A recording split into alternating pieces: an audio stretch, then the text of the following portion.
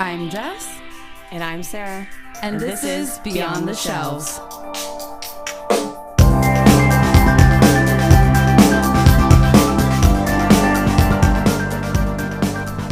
Hello, everyone. Welcome back to Beyond the Shelves.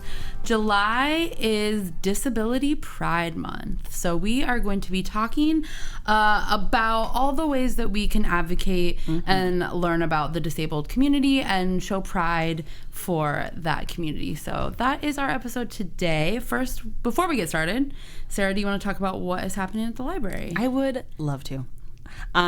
So first thing is our fall author series. We're going to announce that here in mid-July. So keep an eye out for that. We have some really fun and exciting authors. It's like a mini Avid, Mini right? Avid. It's like a mini Avid. We just have like three little, they're not little authors, but like three authors come. And so that will be announced coming up here soon. Another big database that we got that we're really excited about is called Comics Plus. It is really exciting. Yes. Mm-hmm. You can digitally read comics and graphic novels now. There's no residency requirement like there is for Libby, so it doesn't matter if you live in Des Moines or don't live in Des Moines. As long as you have a library card. And there's no holds. So which is great. You don't have to check it out. It's just there, available for you whenever you need it. And the last big thing, which I'm really excited about, it's so much fun, is you can learn to sculpt butter at the Central Library on July 29th. It's from 5 to 6. You do have to register because butter is provided. I love that. You have to know how much butter. She has to know how much butter to bring. She has to know how much butter to bring. This is, I think, the third time we've done this event. It's such a great thing. I've seen the lovely little butter sculptures they walk out with. It's so adorable. Anyway, so those are some of the big things happening here at the library in July and moving forward. I will say we're still doing summer reading too. Yes. Just pop in adults and children. You can still sign up. You can still participate. You can keep going all the way through August 3rd, I believe. She's looking at me like I know the answer to that. I think it's 3rd. Okay, yeah, cool. Yes, yes, it is. I should know too. There's a lot of information in my brain. So anyways, if you haven't signed up. I'm the opposite. There's nothing in my brain. So that's why I didn't know. Oh my goodness. Summer. Truly. What are you reading right now, Jess? Well, I'm actually I'm in between. I'm in between. So I'm going to talk about what I have just finished. Mm-hmm. I just finished 2 audiobooks that I enjoyed a lot. One was on my own and one I went on a road trip. So I listened to it like in the car with a friend, which was super fun too, to like have a joint audiobook listening experience. I don't do that very often, so I really enjoyed that. So the first one I read / listened to was All Fours by Miranda July. Mm-hmm.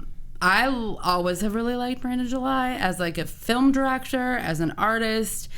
As an author, I've loved both of her older books, so I was really interested to see what this one was about. It got a lot of buzz, and it's narrated by her, and I just love her voice. Like, well, that's good, because sometimes authors narrate, and you're like, no. I just love the way she speaks, and the way she narrates a book is just so clearly her voice. It is what I mean, it's like low-key autofiction, I think, you know, which is a combination of autobiography and fiction. It's like not true, but it's definitely somewhat based on her life, because it is about an artist who she announces that she's going to drive across the country to her husband and child, and 20 minutes after she leaves, she pulls off the interstate and just like hangs out at this nondescript motel and like kind of like immerses herself in this weird reinvention that turns out to be like the start of basically a whole different journey. It is intense. It is good.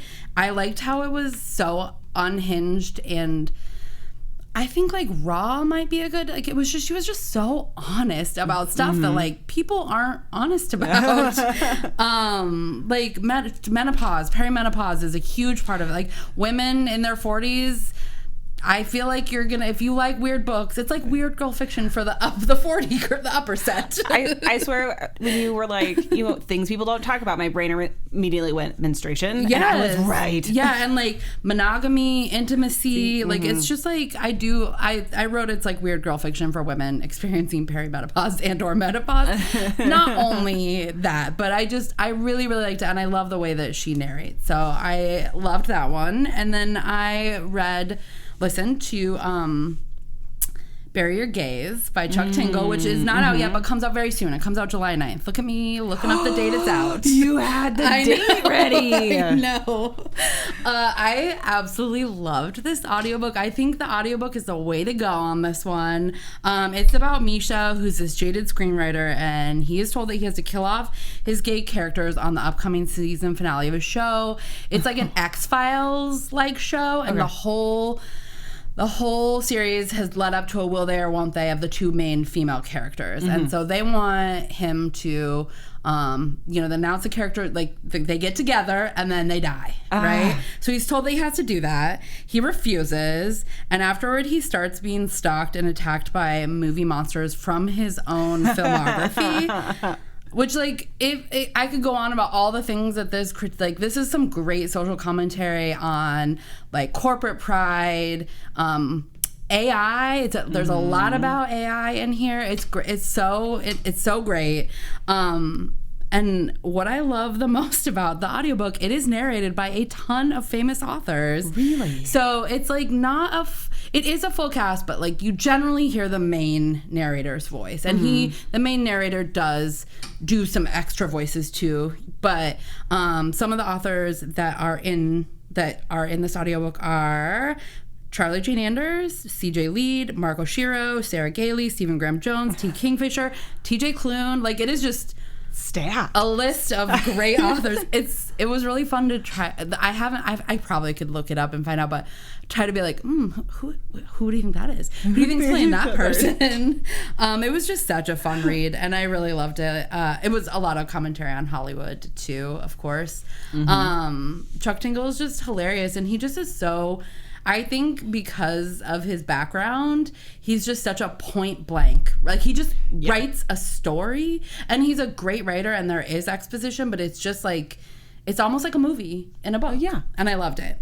So I did finish another advanced reader copy of a book where I was reading, not audiobook, called The Wedding People.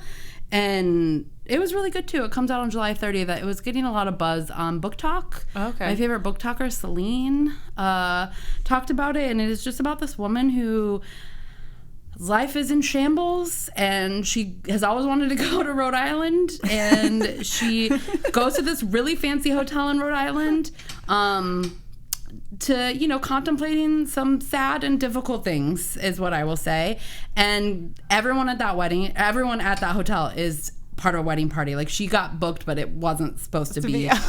And so even though she's like a mess, like just depressed and destroyed, and her marriage is ended and all these things, she gets sucked into this wedding party. And it's just like a lovely book. It was really, I think, much like a book that just came out, Margot's Got Money Troubles. Yeah, that's exactly what made me think of. Rufi Thorpe. This was like, I think it will be universally liked. I think it's just such a great concept. It is a little sad, but it doesn't end sad. So, and that one's out July 30th. Yeah. So, I don't know what I'm going to read next. We'll see what happens. Yeah. What are you reading? So I finished a bunch of books. I'm just starting a bunch of books as well. So I'm listening to 2 of them and reading one. The one I am reading is This Is How You Lose the Time War, by Amal El-Motar and Max Gladstone. I have been told by multiple people that I need to read this book. Same. I'm only about 20 pages in, but it is fabulous. It's kind of, at least I was warned this time, unlike Ministry of Time, where it's like, just go into it not knowing, because it was like, I think, marketed a little wrong originally. So I'm really enjoying it thus far, but like, I also knew like what to not expect, I guess, going into it. But it's about, 2 time travelers. I'm not even sure at this point, but they're going around. They're part of two different worlds that are trying to manipulate time. These two main characters, Red and Blue, and then they start leaving each other notes along the way. And they're snarky to each other. It's really funny. I'm really enjoying it. The two I'm listening to, the first one is The Book That Broke the World by Mark Lawrence, which is the second in his fantasy series about a library that has like an infinite number of books. I'm really enjoying the audiobook because it's very high fantasy, and I don't think I would get through it if I wasn't listening to it. I totally relate to that. Yes. Even now, sometimes I have to like back up and be like, do I need to know like none of all the names of individual people are even like very made up names, and so it takes a little bit to get used to it. But this is the second in the series, so I'm at least aware of the characters at this point. I do love it. I make it sound like I don't, but it took me a little bit to get to the high fantasy point. I get it. I definitely get it. Yeah.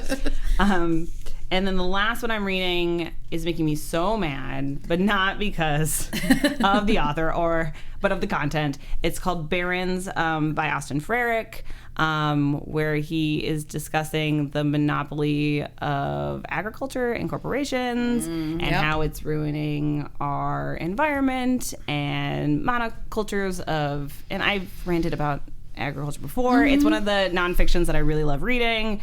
But Austin Frerick is from Iowa originally as well. He's from Cedar Rapids.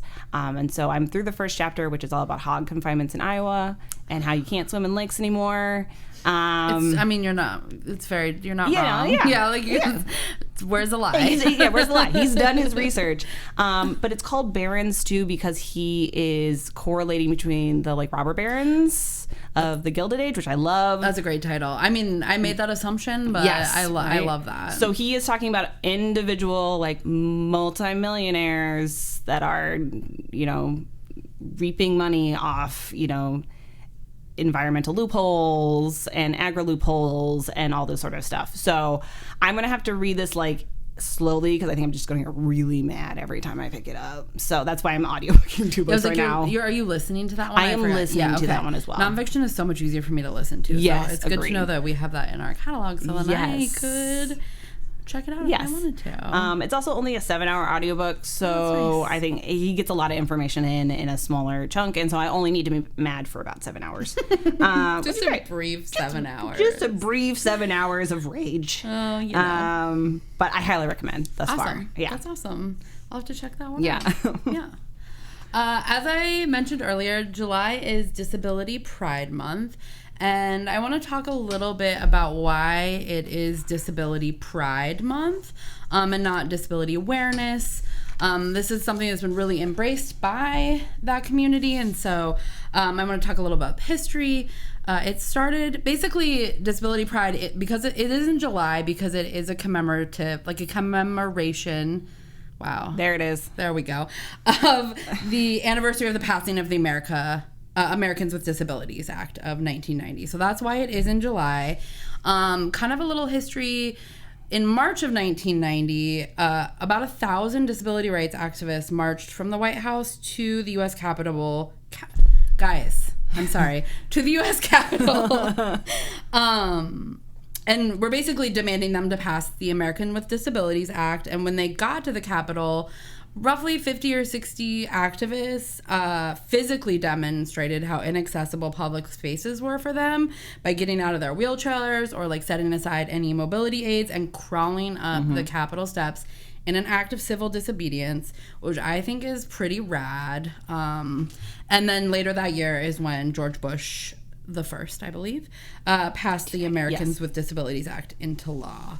And it is disability pride because we're really working towards reframing negative narratives and negative bias that surround disability. I love this quote, so I'm going to read it. It's from Emily Ladeau, and she's a disability rights advocate, author, and speaker. And she says, "We've been socialized to understand disability solely from a negative perspective. Disability is something that is wrong with a person. Disability is something that's bad and that happened to you. And we want to get rid of that.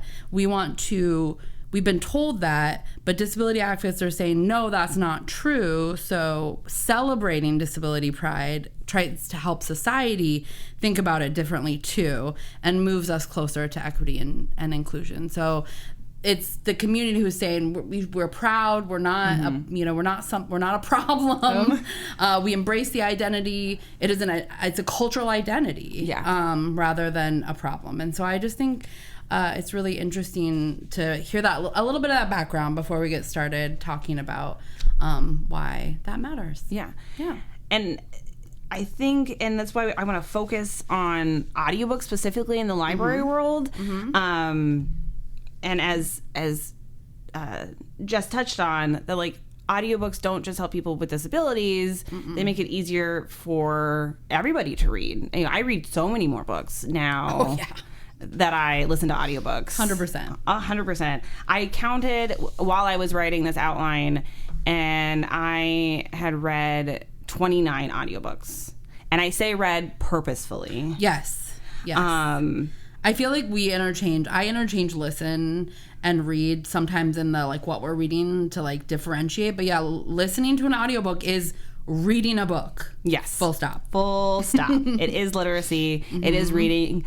I am going to talk about the research to back it up on top of that. But I think it's good to remember that disability rights and disability activists are also helping those who may not have a disability, right? They're making life easier for you as well. Yeah. And that's something to keep in mind.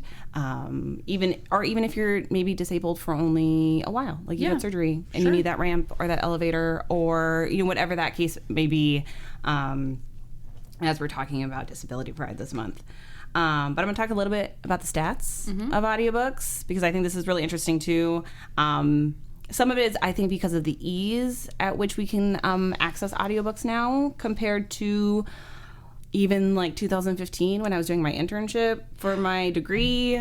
Because that's back when you had to like download it to the computer and then have like the cord to connect it to your device, but also you had to have like Adobe digital something or other. I still have it, digital reader. So now where you can just download an app and it's there. Yeah, I didn't listen to audiobooks until Libby, basically. Like it just wasn't in my, I mean, maybe a road trip I'd check out but just it wasn't in my wheelhouse. No, not at all. Where it's constant now. I always have at least 2 audiobooks checked out at any one time. And I think the stats show that is that compared to last year, revenue grew 9%. It's a $2 billion industry. And this is all according to the Audiobook Publishing Association, who does the Audis. 38% of adults listen to audiobooks, at least one audiobook a year. That's a big stat. I think so too. Like, that's a big stat, yeah. I think. 38% of people reading an audiobook that's bigger than I thought it was. Yes. And of those 38% that read at least one audiobook, 53% of them of the respondents said that their children also listen to audiobooks, which I think is also huge when we're talking about literacy. Oh, I know. We have the Vox chapter books now that are pretty newish to the collection. It's been a while now, but like where you can listen and read the book, the text at the same time, I think is huge for young kids' literacy. Yeah. And it's showing in different ways that, like, Spotify recently is getting into the audiobook game. Oh, I've been already paid that $10 for a top off. You better believe it. I mean, I couldn't help myself. Libby, that holds on, I couldn't wait. And it shows that even at a corporate level, people are saying that, like, they can make money off of this because it's so popular. I'm the mark. And they got Jess. They did. They got me. I refuse. Also, I don't own the Spotify that I use. My best friends pay for it. So there's that. You gotta be careful. I gotta be careful. But not only has it become more popular, a popular way to read books, it also correlates with literacy, which I think often is what gets stigmatized. Yes. But I've done some research. One of the most interesting studies, it's called the Rogowski study, and it's back from 1990, so back when ebooks and audiobooks were not nearly as accessible as they are now, that showed that it didn't matter if you listened to or read the ebook, you retained the same information on a cognitive level, no matter how you ingested that information.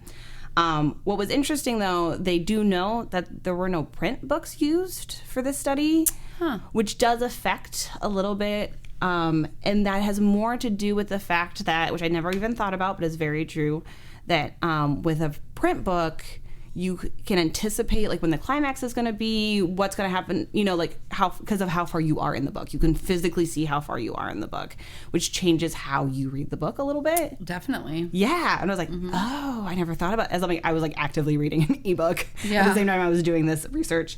And I was like, that is true. I kept like clicking on my ebook to see how far I was into a book, to see like what was going to happen next. Should I be afraid for my characters? That sort of stuff. And that is inherent when you're reading a print book, which I thought was really interesting.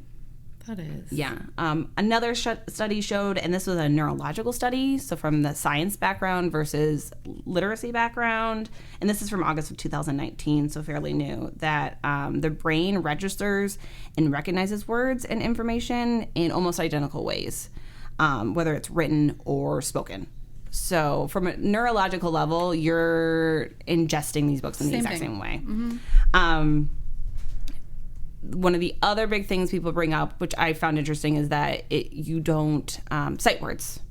That is the one downside of audiobooks. Yeah. However, it does not change your ability to understand what those words mean. Yeah. That's the big difference. And I was a Bergman study from Wait For Me, Reader Control of Narration Rate in Talking Books, if you wanted to look it up yourself. That's a great article title. Wait For Me. I liked that they talked about, though, the difference is when you do struggle with reading, it's because you are failing to recognize word to word, so you're never able to string a sentence together in a narrative and stuff like that. And audiobooks really help take away that like laborious part of reading, so you can still enjoy reading, which in turn will hopefully turn around and make you want to learn words more. I'm gonna out my brother a little bit, but he really struggled with reading. Not that he listens to this podcast. My 27-year-old single brother is not spending his time listening to his sister talk about books. Why not? I know. Shout out to my brother who's probably listening. Oh. I'm kidding. Gauntlet's been thrown, Aaron. Anyway, but I think part of the reason he didn't enjoy reading is not that he dislikes reading. It was just so hard for him. It was so much labor put into reading individual words, and by the time you got to an end of the sentence, you didn't remember what you were reading in the first place. Couldn't comprehend the story or what the sentence was about. And so that's yet another way that audiobooks help with literacy. I love it. Yes. And my final point, and I'll be done with this rant. I mean, this very it's a good rant. It's a good rant. It's a worthy rant. It's a worthy one. I just think it's worth remembering sometimes if you are stigmatizing audiobooks or against audiobooks, and sometimes audiobooks aren't for you, and that's fine. That's okay. That's not the conversation we're having. Nope. But if you are telling people that audiobooks aren't reading, what is your intention when you read? Is it to win? What are you winning? To have the most good read books done? Like, what is your intent? And I think it's worth remembering that audiobooks also harken back to this idea of like oral storytelling and parents reading to their children and bardic tales. You're going to tell Shakespeare that he's doing something wrong? Like, and to be transfixed by the power of storytelling is like just as important as like, if not more important than ticking off on Goodreads that you finished that title. Yes. I agree with every single thing you've said. Thank you. Times 100. I don't, when people say audiobooks are cheating, it's the same thing. It's like, why? What are you talking about? Yes. Cheating at what? What are we cheating at? Like, are you taking a test? Like, what's happening? I feel like similarly, graphic novels. Yes. That's a big argument for a lot of parents that they don't want their kids to read graphic novels. And I know it's not something, it's something we've talked about already, but like, it's the same. It's just helping kids read more. Like, what's the problem? Yes. What's the problem? If it's getting books in kids' hands or in their ears. In anyone's hands. Anyone's hands. Yes. Kids, adults, whatever. I am here for it. And also, like, you are missing out on some great narrators. It is so fun to think about. Like, I can tell you 100% the book that turned me into where I was like, oh, wow, audiobooks are great. And it was Educated by Tara Westover, narrated, I believe, by her. Okay. And I was just, like, engrossed. I was, like, unputdownable. And I was like, oh, I get this. Like, it's just someone telling me their story. Yes. And I'm just, it's, like, almost like a particular nonfiction is like a podcast in some ways. Or you can relate it to a podcast. I just loved it. And I always have been picky about narrators and choosing, but that one definitely was like a real like, wow. Well, that was, wow. Yeah, I had started reading audiobooks slightly before COVID, but like COVID hit, we couldn't even come into the library when it was shut down. It was shut down for everybody. And I loved Libba Bray, the author, before, and I finally picked up Diviners, which is her YA series, which I hadn't because it was gothic and horror and scary. And some scary YA books. But January Lavoie does the narration, and she has to narrate like, I don't know, a good half dozen characters, and so, like, some of the most beautiful narration I have ever listened to is The Diviners. I was sucked in immediately. I've always meant to read that book. That makes me want to pick it up. It's set in the 1920s too, so she's got the like 1920s like mid-Atlantic voices for some of them, if it makes sense. She's such a good job. I love when an audiobook narrator can like genuinely read characters without sounding corny or cheesy, and most good narrators can. Yeah. But without, clearly slipping into like a weird voice. Yeah. Like it's just like effortless when a narrator can really nail that. Bonnie Turpin, I feel like, is well known, but also is just so really, really good at that. Really great at narrating audiobooks. I think she did another audiobook that I really that got me into listening to audiobooks was the Southern Books Club's Guide to Slaying Vampires, longest title ever. I loved listening to that one. I loved the narration on that. She also did Opal and Nev, which is the final revival of Opal and Nev, to be clear, which is also just a delightful book. But it's like that narration is what made that book. I don't know if I would have liked it as much if I had read it instead of listened to it. Yeah. Do you have any other favorite audiobook narrators? I mean, of course I do. But Rebecca Soler is a big one. She did the Cinder series by Marissa Meyer. She also does Fourth Wing. That Fourth Wing narration was great. Yes. Like, I probably wouldn't have liked that book if I had read it. Full disclosure. But listening to it, I was like, yes. Yes. The action. Yeah, let's go. And then Teddy Hamilton, who also actually, now that I think about it, is the male, like the little bit of male narration of Fourth Wing. But he does a lot of like romance, and so he has this like very lovely male voice for romance as well. I am just realizing now I don't listen to a lot of male audiobook narrators. It is pretty exclusively female, and not by necessarily choice. But yeah, I don't. That's interesting. I've been keeping track of like what I read this year on a chart, and they asked me if it was female or male protagonist, and or not. Female or male author, and I skew very much female. I mean, I also skew very much romance, which is a more female author. But yes. No, most of my male authors was because there's like dual perspective audio, like romance, right? Like, or I feel like the one of my fellow coworkers, Erica at Franklin, she was talking about sent me a TikTok actually about duet narrators versus dual narrators. When dual narrators would have like chapter, but duets like banter, like speaking which to I believe each other. The new Allie Hazelwood is a good example of that. I can't remember the title of the one because I don't really read Allie Hazelwood, but it's pink I'm on hold for it and blue kind of. Yes. Anyways, and I think that's interesting, the difference between dual and duet narration. Yes. So, I hadn't really thought about that. Yeah. I don't think I've ever picked up a duet. I don't know. I've done like full cast. Yeah, I don't know if I have either. Yeah. Would I like it? I don't know.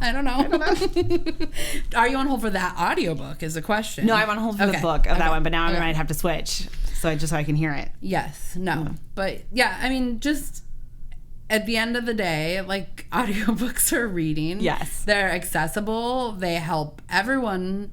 It's literacy for everyone. And then it also, as you mentioned kind of at the top of the segment, it's not, if you don't need to listen to audiobooks, it does help you realize that some people might need that. Yeah. And, you know, the more we advocate for people for that, the more we advocate for everyone. Yes. Not just able-bodied or able people. Yes. So. But yeah. All right. Yeah.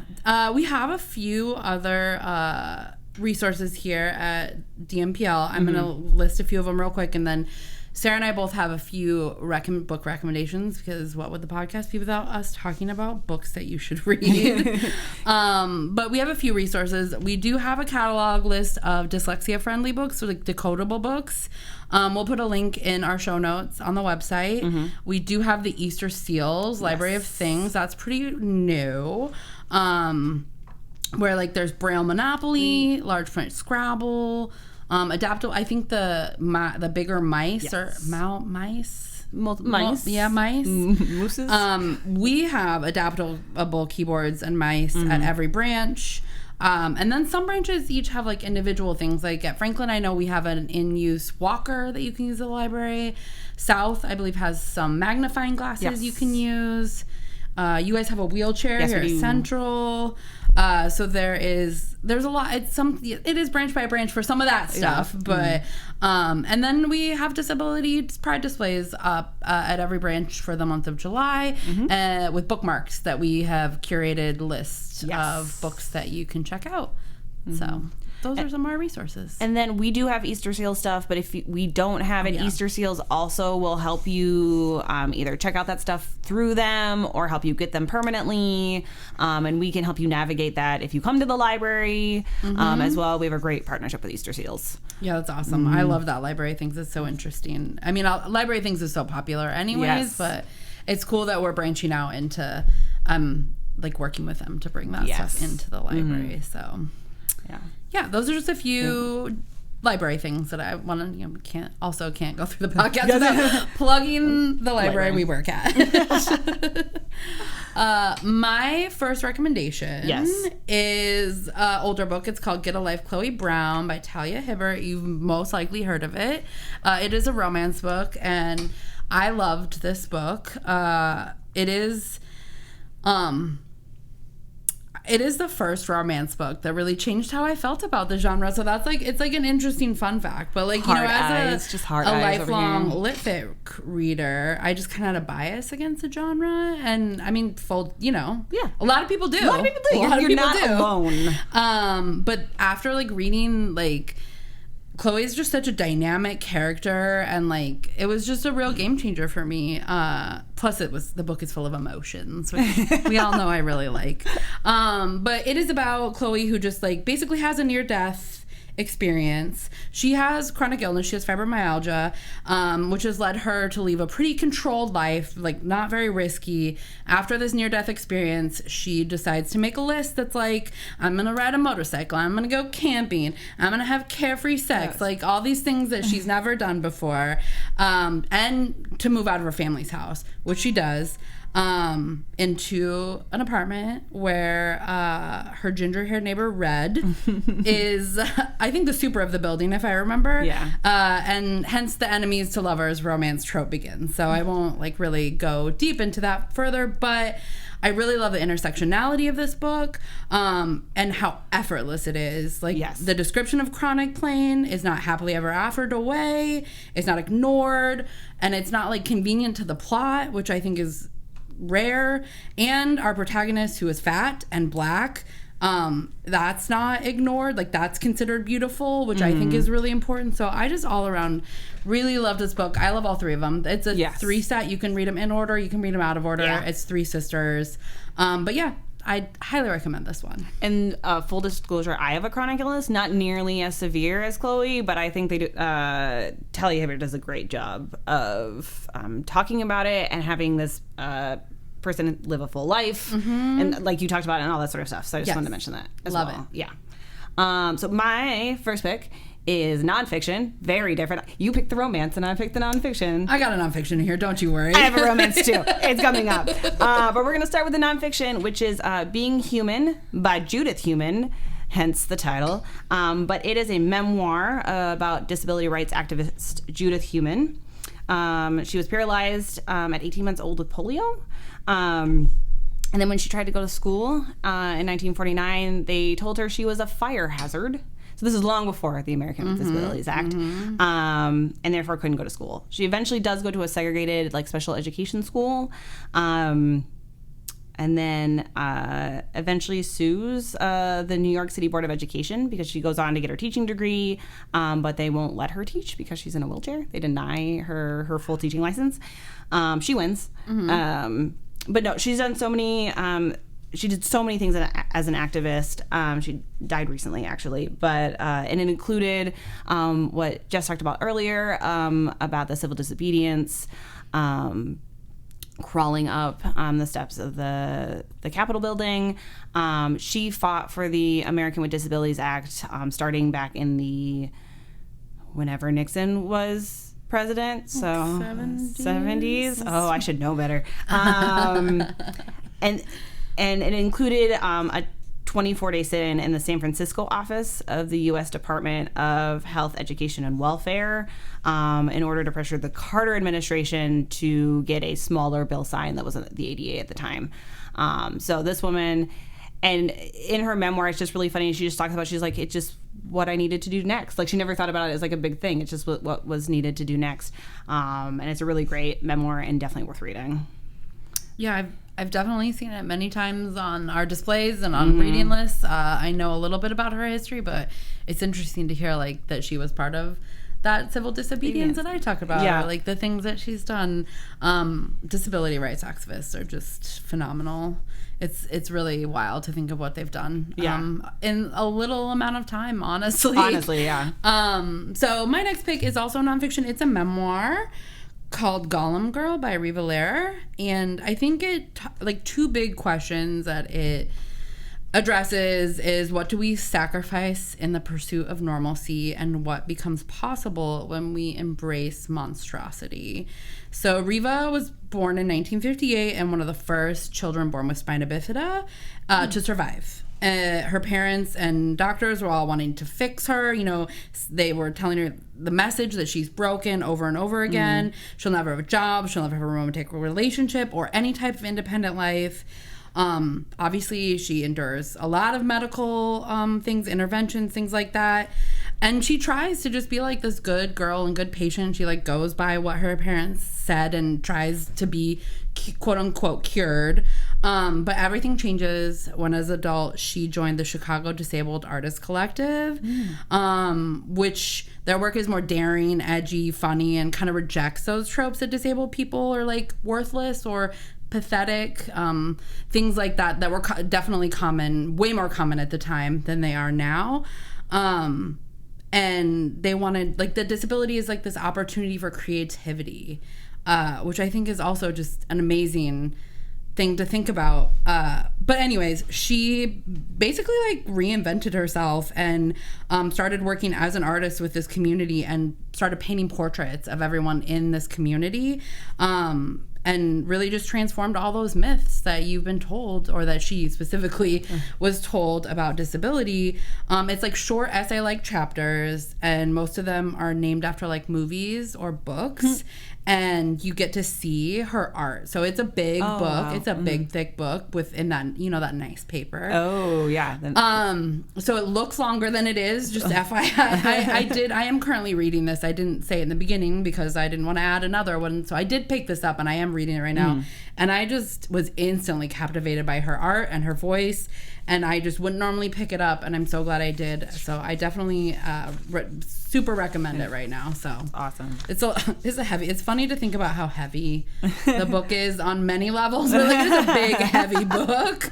I would probably prefer to read it digitally, but it's fun to read a big old book. I haven't done that for a while. So my next recommendation is my romance, because I can't leave a podcast without sneaking one of those in. And it's 7 Days in June by Tia Williams. The premise is a second chance romance. They met in high school, had this very intense, probably not healthy at all relationship as teenagers. And then 15 years later, meet as they are both authors. They end up on an author panel together and try to navigate if they can have a healthy relationship now as adults after they made better choices. It's very emotional romance. It's not a rom-com. But why I picked it for this podcast is Eva, who is the female protagonist, has debilitating migraines monthly. So it is a very honest portrayal, as well as she's a single mom trying to do like a not 9-to-5 job while having like these debilitating migraines throughout, and find love and find your happily ever after, which she is allowed to have just like everybody else.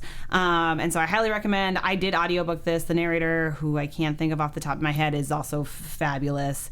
There's also a like B plot where Eva is she writes erotica, like she has this long running paranormal erotica series, but she's like out of ideas, and she just really wants to write this like historical fiction based on her Creole great-grandmother down in New Orleans. And so you get this whole backstory about her grandmother as well, which is like really beautifully written, and you feel like you're in like I think like 20s or 30s New Orleans on top of that. So highly recommend. It is wild to me that I haven't read this book. It's been on my list forever, but like it's emotional. It's a second chance romance. Yeah. It's like all of the things that I like. It's one of those that I check out and just don't get to. Yeah. I'm really excited to read it someday. I like thinking about it talks about a more hidden chronic illness, because like not all disabilities are physical. Well, not all disabilities you can see, and I think that's really important to talk about too, because you might not know that someone has a disability by just looking at them. So let's see. My next one is called All the Little Bird Hearts by Victoria Lloyd Barlow. This was on the Booker Prize long list for 2023. Lloyd Barlow is the first autistic author to be nominated for the Booker, or at least that we know of. It's very possible that someone has been before. This book is just really interesting. It's set in the 1980s, and the main character, Sunday, is a single mother who lives with her 16-year-old Dolly in this rural English village. Sunday is autistic. She relies on an etiquette book to help her kind of translate everyday experiences and social interactions. But like her and her daughter are pretty tight. They've got this well-oiled machine of living and working together, but Dolly, her daughter, is on the precipice, of leaving the home. Mm-hmm. Their world is really upended when Vita and Rollo, who are this like glamorous London couple, move next door. Vita's kind of everything Sunday's not. She's like loud and vivacious and posh. So Dolly, her daughter, starts spending more time with them, and Sunday kind of feels like she has no say in where things are headed, and she realizes there may be something kind of darker brewing under this, behind the masks of the couple living next door. I think it's a really sympathetic portrayal. Sympathetic is not really the right word. Humanizing portrayal of autistic representation, because the author has autism. So it's like a very lived experience, and really interweaves a lot of themes together, like class disparities, all that social alienation that comes with being disabled, just a lot of really interesting things. It's kind of a slow burn of a book, but it's a good one. So that's awesome. Yeah. Great title too. All the Little Bird Hearts, All the Little Bird Hearts. Mm-hmm. So yeah. That sounds good. It's good. Yeah. My last one is one you've also read. Mm-hmm. It's called True Biz by Sarah Novich. I listened to this one, which is a little ironic because it is about deaf people and a deaf school. And it centers around Charlie, who is a high schooler who had a cochlear implant in and was expected to go to regular public school. Even though it says in the book she can only probably grab about 60% of what anybody is saying at any one time with her cochlear implant. She was never taught ASL because apparently, this was an eye-opening book. It was pretty standard medical practice to put a cochlear implant in and then advise parents not to teach the children ASL so they would better integrate into quote-unquote normal society. It's wild to me. I also did not know that. No. I learned so much about cochlear implants, honestly. Yes. Like also that I learned failed a lot. Yeah. And the company didn't tell them originally, even though they knew. That gets brought up.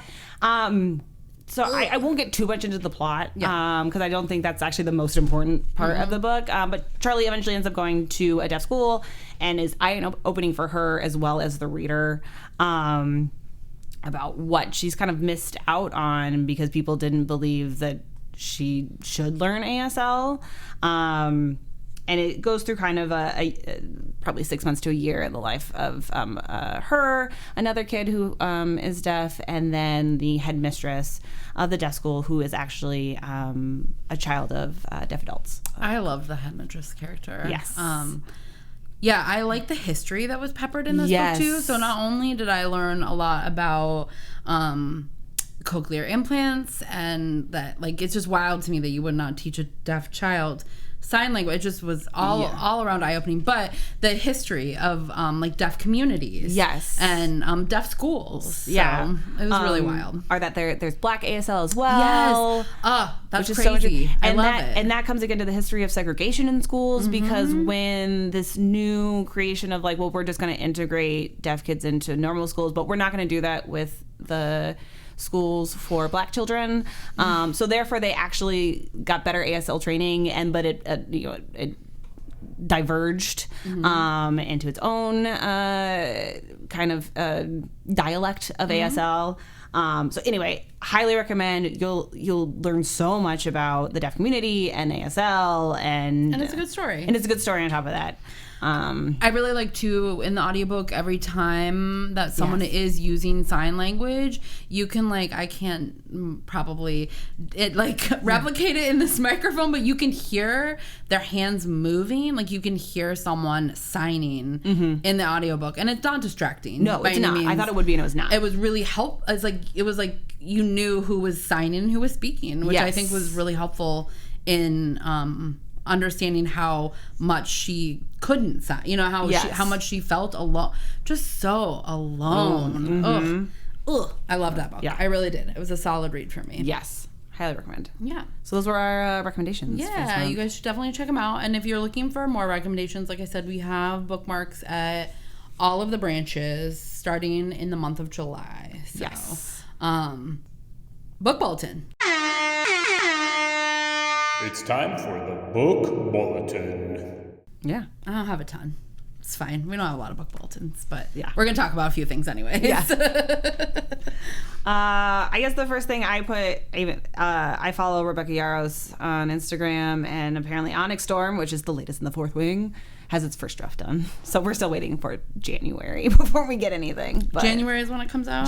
Supposedly, yes. I don't think there's an official release date. I'll be really curious. I mean, I doubt. Will she release advanced reader copies? I doubt it. Doesn't need to. Yeah, it's so interesting when authors just stop doing that. It makes me so sad. I know. As someone who loves to read advanced reader copies, I had a couple of things. The two big things that I thought were really interesting in the book world is that the Seattle Public Library had this huge ransomware attack, which you don't think about it. I know we had that here in Des Moines with the Des Moines Public Schools. Yes. We did not have it at our library. But basically it's nothing. Nothing works. Their public computers don't work. And so many people rely on those public computers. Their own computers don't work. They're encouraging people to keep their books. Because they can't check them in. And that would just make it so confusing. They're manually writing down checkouts. Yep. It's absolutely wild to me thinking about how... we take those trainings to avoid spam, and you hear, oh yeah, ha ha, I'm gonna get, but man, debilitating. Yes. To them, I cannot imagine. And they've been done for about a month, I think, at this point. They were just about to let their staff back on the network as of a day ago. That's crazy. So. Yeah, that's pretty crazy. Yeah. And then, this is a little more, I think, niche to our profession rather than everyone else. But I do think it's really interesting. One of the biggest distributors, like Hoopla and Midwest Tape. Hoopla we don't use here at the library, but it is a digital platform that lots of smaller libraries and lots of libraries use. We're not the only one. Started rating books. with, it sounds like, zero context as to how. We don't know how, we don't know who, but they give it, they were put content ratings on things, which is hardcore quiet censorship, because that would encourage librarians to not buy materials that are controversial. So don't love that. I'm sure the backlash is going to turn it around, honestly. And we're not even sure at this point if it's going to be something that patrons can see, or if it's just something for librarians to see. My biggest issue is that there's absolutely no context as to the rhyme or reason, like how they're rating them. Like, it's not perfect. Like, who knows? Who knows? Who's doing this? It's just like one person in the back. Like, no idea. Just throwing out ratings. I don't love it. No, not a fan. Really not really. And that is just a byproduct of like the censorship and book banning that's been happening all over. We obviously have talked about it happening here in Iowa. But yeah, that's a clear byproduct of that. Yes. And Hoopla's gotten in some hot water before about some of their content. So they're not new to controversy based off of like content book banning and things like that. But I'll be really interested to see how that plays out. I'm going to keep my eye on that one. Yeah, maybe if there's more, we'll let you know next month. If there's some update to that. Yeah. Since we did it was the audiobooks episode, so I will tell you Libra FM, who is that's one of my other ways that I add my audiobooks. I use Libra FM. You choose a local bookstore. Storyhouse Books is who I have chosen, and you basically you support them. It's kind of like Bookshop, but for audiobooks. I feel like the easiest way to describe it. You support them when you buy audiobook credits. It's pretty cheap. It's like I just take care of it. I feel like it's my supplemental. It's not gonna. Spotify did sneak in a little bit there, but I still use my Libra FM. Anyways, it's their 10-year anniversary, which is interesting to think about. We were just talking about it hasn't been that long. Yeah, the audiobooks have really been part of like the cultural zeitgeist, but I didn't write down all the top 10s, but like they're Crying in H Mart, I'm Glad My Mom Died. There's a lot like main classics of the 10 top audiobooks, and I was looking on their website. They have the world's cutest mascot that I've never seen before.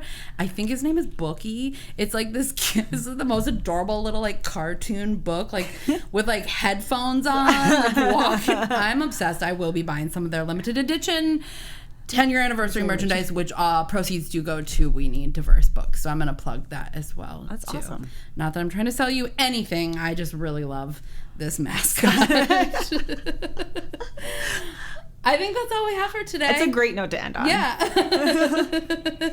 Thanks for joining us. We'll see you next month. Bye.